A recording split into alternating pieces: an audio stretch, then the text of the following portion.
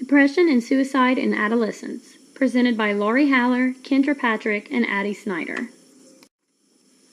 We hope that after viewing this presentation, our learners will be able to define depression, recognize signs and symptoms for depression and suicide, identify at-risk population and risk factors, identify treatment modalities for depression, and discuss methods to prevent depression.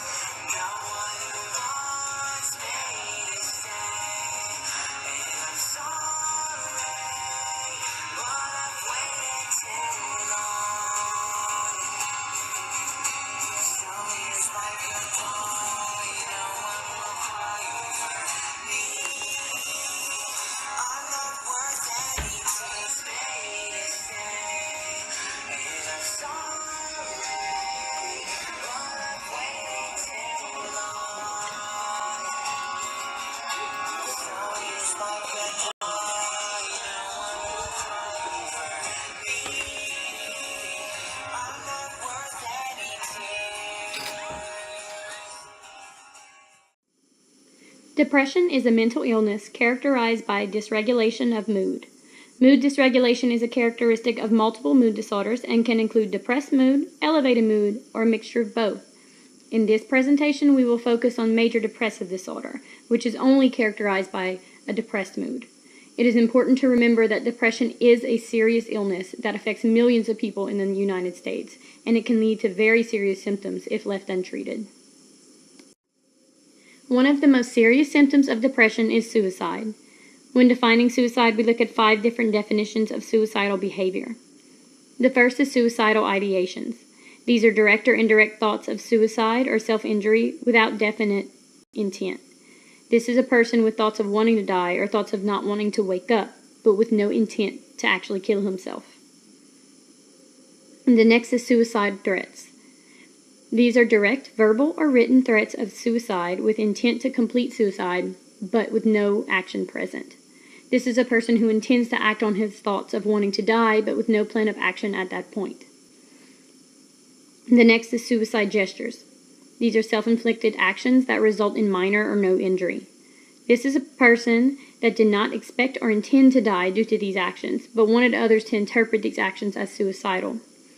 This may include holding a gun to your head without intending to pull the trigger, or cutting yourself but not intending to die, or taking an overdose of medications but making it small enough that you know it should not kill you. The next is suicide attempts. These are self-inflicted actions that are more serious and result in minor or major injury to self, with the intent of ending one's life. This attempt is unsuccessful in ending the person's life. This is when a person truly intends to kill himself and acts on it, making an attempt at his life. Many people try to overdose, hang themselves, shoot themselves, and cut themselves, believing that the action will kill them, but they survive with minor to major injuries. The last definition is completed suicide. This is self-inflicted, purposeful death of a person with that intent of that person being to die. This is the person who sadly succeeds in killing himself.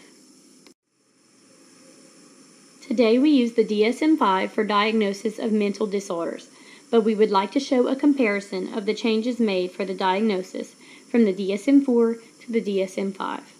The biggest difference is the name of the actual disorder. In the DSM-4, it was referred to as major depressive episode, whereas now it's called major depressive disorder. Other than that, the only difference is that the DSM-5 specifies that not only should no mixed episodes be present as a symptom, but mania and hypomania episodes must not exist either. The remaining criteria, however, are the same. Both must include at least 5 criteria present over a minimum of 2 weeks. These criteria are depressed mood. In children and adolescents, this may be present as irritable mood. Anhedonia, changes in appetite or weight. Insomnia or hypersomnia. Psychomotor agitation or retardation.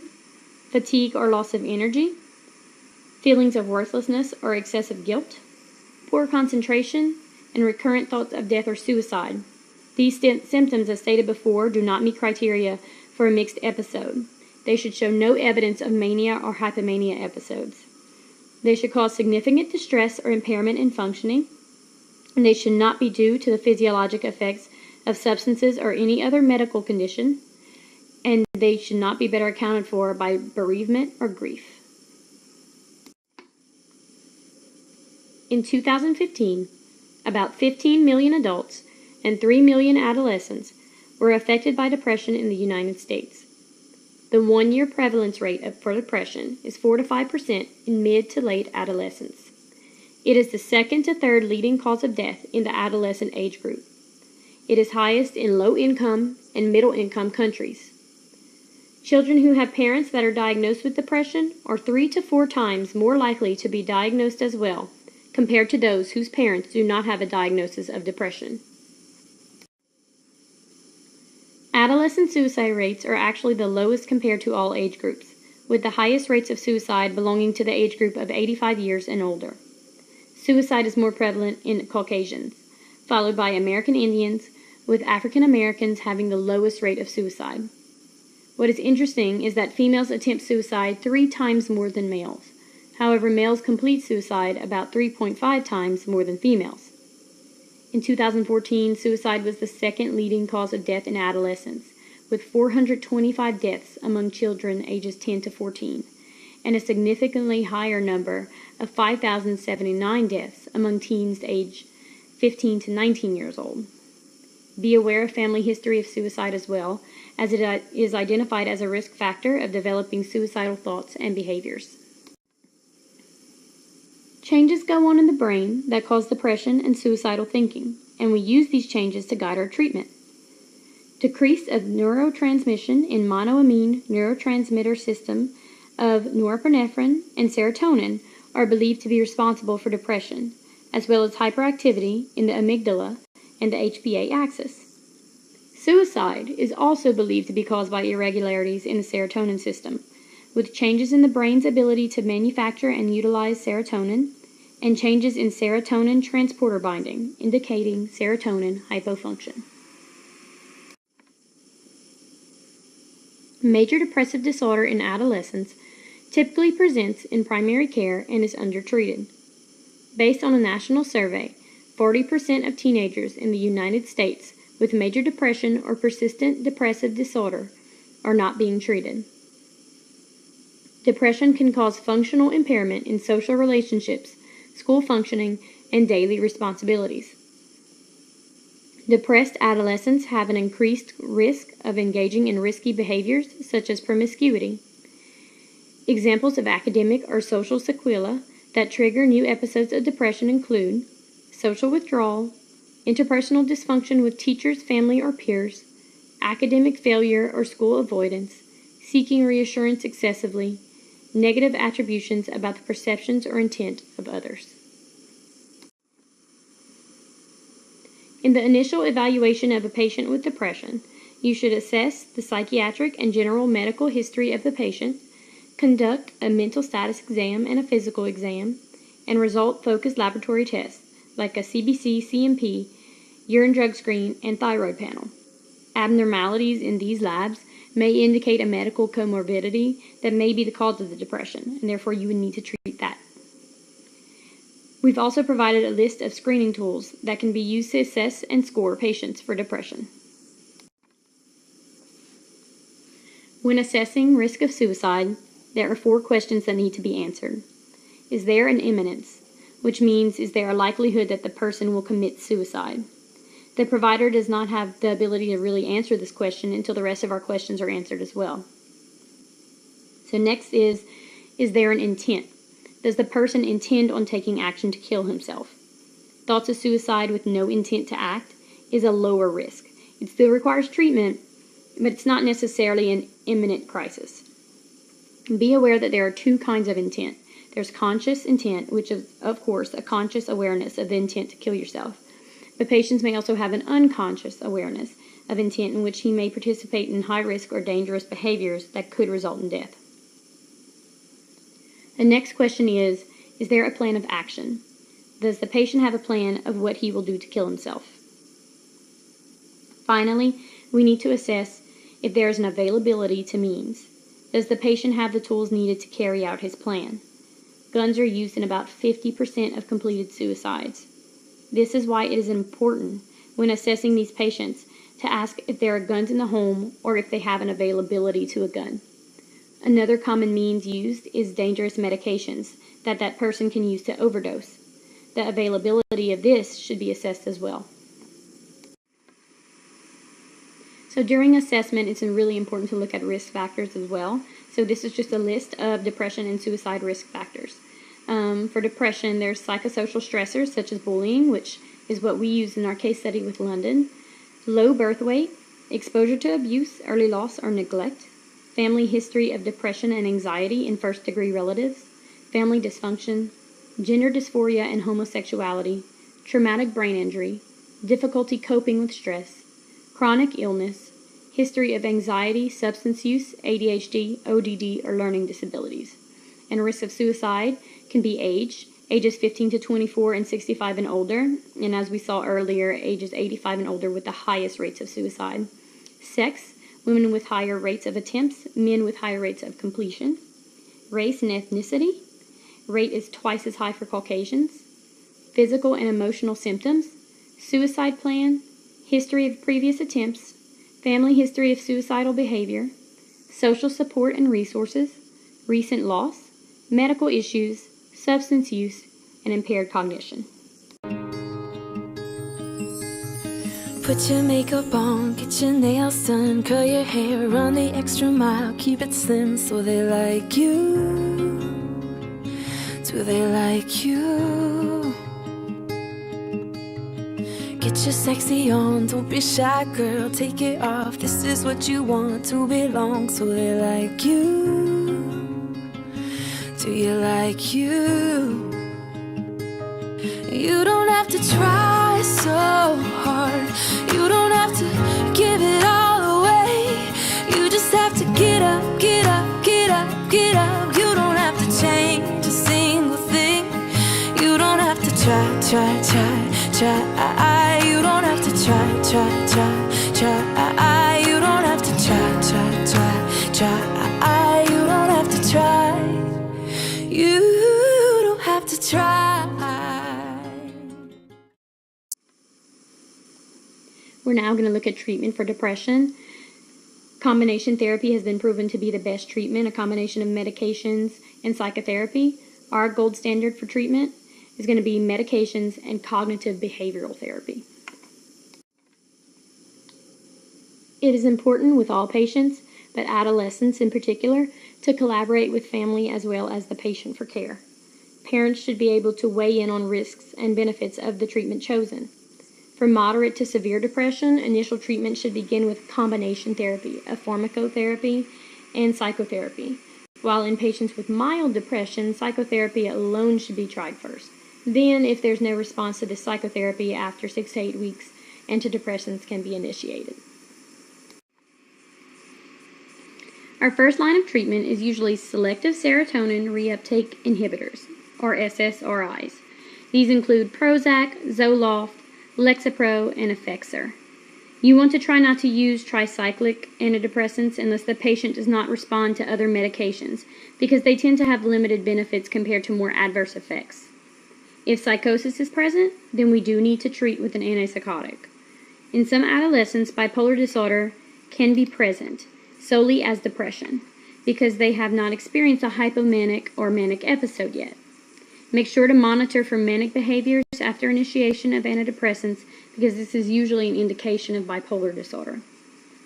A major adverse effect of antidepressants in children and adolescents can be suicidal thinking. These patients should always be monitored closely for the first few weeks after initiation for this adverse effect. Non-pharmacological treatment of depression focuses on psychotherapy. There are many different kinds of psychotherapy that may be effective. There's cognitive behavioral therapy, or CBT, interpersonal therapy, family therapy, dialectical behavior therapy, psychodynamic psychotherapy, and supportive therapy. In this presentation, we will focus on cognitive behavioral therapy, as it has been shown to be the most effective in the majority of cases. Psychotherapy can help cope with depressive symptoms, improve social skills, increase self-confidence, change problematic behaviors, understand the nature of depression, manage life stressors and relationships, and prevent the onset of depressive symptoms. Severity of depressive symptoms guide the choice of therapy and frequency of sessions, as well as comorbidity, age, and developmental status of the patient, and the level of the exposure to negative events. Multiple psychotherapy sessions per week may be needed during the acute phase of treatment. Cognitive behavioral therapy explores the relationship between thoughts, feelings, and behaviors. The idea is that if one has a negative thought, her feelings will be negative, so her behaviors will be negative. And the same thing for positive thoughts, feelings, and positive behaviors. So the therapist assists the patient in identifying these negative thought patterns and constructs ways to change these patterns to a healthier, more positive pattern of thought, resulting in more positive behaviors. The core principle is identifying negative or false beliefs and testing or reconstructing them. You can see in the picture on the right that the therapist is helping London look in the mirror and reconstruct the negative thoughts she has about herself as part of her treatment. Electroconvulsive therapy, or ECT, is another form of non-pharmacological treatment for depression, but it should only be used for adolescents with severe, intractable, major depression that have been resistant to other treatments, and it requires both the consent of the caregivers and the assent of the patient. There are no current pharmacological agents that directly treat suicidal thinking, but due to its neurological relation to serotonin, many of the pharmacological agents that alter serotonin levels in the treatment of depression will assist in reducing suicidal ideations. You want to look at imminence, intent, and plan. If these are present, they should probably require inpatient hospitalization. Lower risk patients, the patients with suicidal ideations and no intent, may benefit from either frequent outpatient therapy with supervision at home or from an intensive outpatient program. Some common comorbidities associated with depression in adolescents are anxiety disorders, eating disorders, and substance use disorders. You should treat the comorbidity that causes the greatest distress initially, since treating the comorbidity may actually improve the depressive symptoms. And then you have some comorbidities like anxiety that may respond to the same treatment used for depression. The prognosis for depression is pretty good. About 60% of children and adolescents diagnosed with major depressive disorder respond to initial treatment. The ratio of adolescent females to males who develop major depressive disorder is 2-to-1. However, in prepubescent children, depression is more common in boys than girls. There are some baseline predictors for non-response to treatment that you can look out for, and these include longer duration of illness, poorer functioning, severe depressive symptoms such as suicidal ideations with plan and intent, comorbid psychiatric disorders, younger age, history of abuse, family conflicts, and disappointing life events. Finally, we arrive at education, and you should always make sure to educate not only patients, but their families. They need to be educated on signs and symptoms of major depressive disorder, likelihood of relapse and recurrence, pharmacological and non-pharmacological treatment options, prognosis, and patient safety by limiting access to weapons or dangerous medications. Educating these families and patients can help, 1, reduce stigma, increase adherence to treatment regimen, provide relief that depression is actually an illness and it can be treated. And it may also help other family members identify their own needs for treatment by identifying depressive symptoms.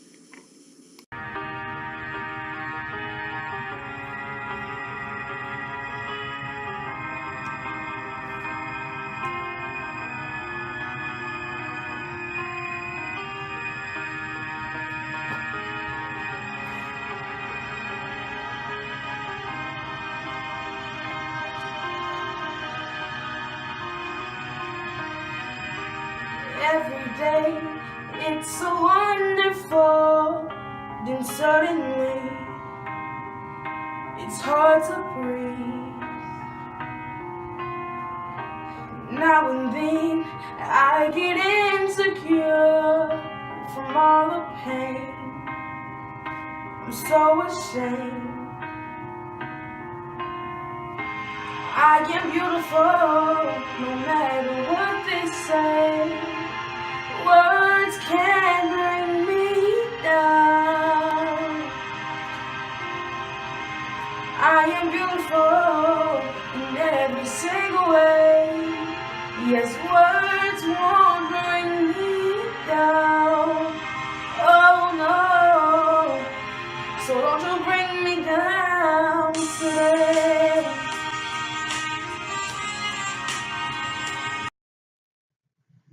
Please take a moment and answer the following questions about the presentation.